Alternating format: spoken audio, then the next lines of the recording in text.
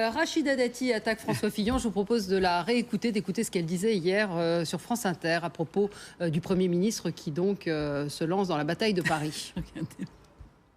Il est en Corée, au Japon, c'est un Premier ministre qui n'a jamais autant voyagé. C'est bien d'aller parler aux Coréens, aux Japonais, c'est mieux de s'occuper des Français, je crois, et surtout en ce moment. Donc moi je suis choquée qu'il soit plus préoccupé par son avenir personnel. Il reçoit les élus les uns après les autres pour leur proposer des postes et des tas d'autres choses. Il vient de recruter quand même à Matignon une personne pour se charger de sa campagne pour Paris. L'UMP, on a fait campagne, on a gagné sur le mérite, sur le travail, sur la reconnaissance des femmes, sur le renouvellement, sur la diversité. Ça veut dire quoi? On me met dans la vitrine, je fais le boulot, et après on dit, bah là, finalement, on va prendre la place, et puis on me ressortira au moment où c'était utile. C'est un peu gênant. Voilà.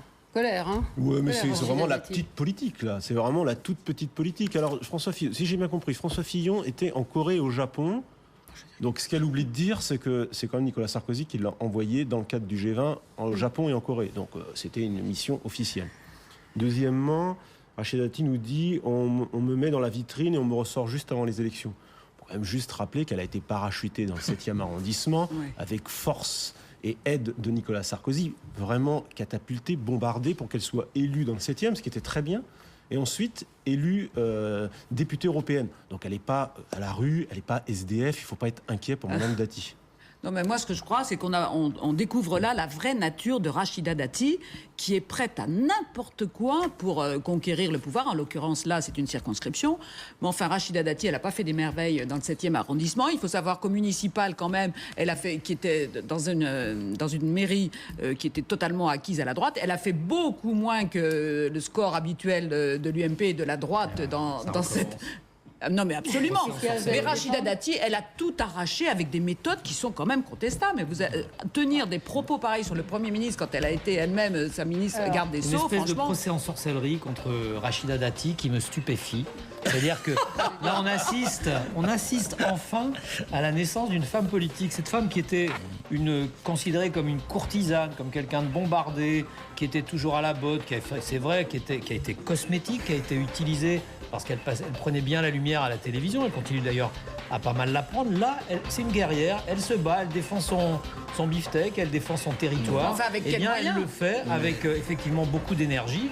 Et je trouve que pour une fois, pas s'inquiéter, c'est Rachida Dati et elle s'émancipe quelque part. Là, c'est le nouvel observateur qui est... Et je trouve ça formidable. Mais c'est normal, c'est le nouvel observateur qui est très content pour la droite à Paris quand même. Parce qu'après plusieurs défaites, on se demande comment elle va réussir à reprendre Paris aux socialistes. Ah oui, ça me paraît très mal parti. La bataille de Paris est commencée. Ça prouve qu'elle est capable de se battre. On peut comprendre que Serge Raffi se réjouisse de voir la droite parisienne s'écharper et laisser la gauche gagner victoire sur victoire. Une femme s'émanciper de sa propre histoire. Elle devient indépendante et quelque part, moi, ça me plaît. Vous jugez en esthète, là, vous ne jugez pas en politique. Et puis juste une idée pour François Hollande, il ne sait pas où partir, se reposer, il ne veut pas aller sur un yacht. Le yacht de Bolloré, non, il ne veut pas partir en retraite. On peut lui proposer quoi, Center Park, qu'il vienne à LCI, il pourra débattre. Je crois que la Corrèze paraît un de ses lieux préférés pour se reposer. La Corrèze plutôt que le Zambèze. Voilà, exactement. Comme disait. Non, une idée, Serge Raffi. Vous savez qu'il a beaucoup été au Club Med à une époque. Oui, François Hollande, il aimait bien parce qu'il y avait pour les enfants, c'était très pratique et il s'y reposait vraiment. Donc pourquoi pas? Après tout, c'est pas non plus le yacht de Bolloré. Comme Xavier Bertrand, il est capable d'aller dans un aquasage. Pascal a la réponse. Tout le malheur de l'homme vient qu'il ne peut pas rester en repos dans sa chambre. C'est vrai, très joli. Je vous conseille quand même d'aller voir le site de Caroline Fourest parce que ce qu'elle a écrit, c'est pour ça que j'ai fait intervenir ce matin sur ce qui s'est passé en Tunisie. Je ne l'ai lu nulle part dans les journaux. Des correspondants tunisiens ont fait part quand même de méthodes absolument scandaleuses du parti Ennahda. Et quand vous dites qu'il a mis de l'eau dans son vin... Non, parce que c'est vrai que Caroline a une connaissance très précise des frères musulmans d'origine égyptienne qui sont politiquement extraordinairement forts, très habiles, très rusés et qui savent attendre leur heure. Et c'est vrai qu'on est un peu dans cette configuration-là. C'est pour ça que je pense qu'elle n'a pas entièrement tort dans ce qu'elle dit. les gens aussi. Voilà. Très bien manipuler. Allez, ce sera le mot de la fin.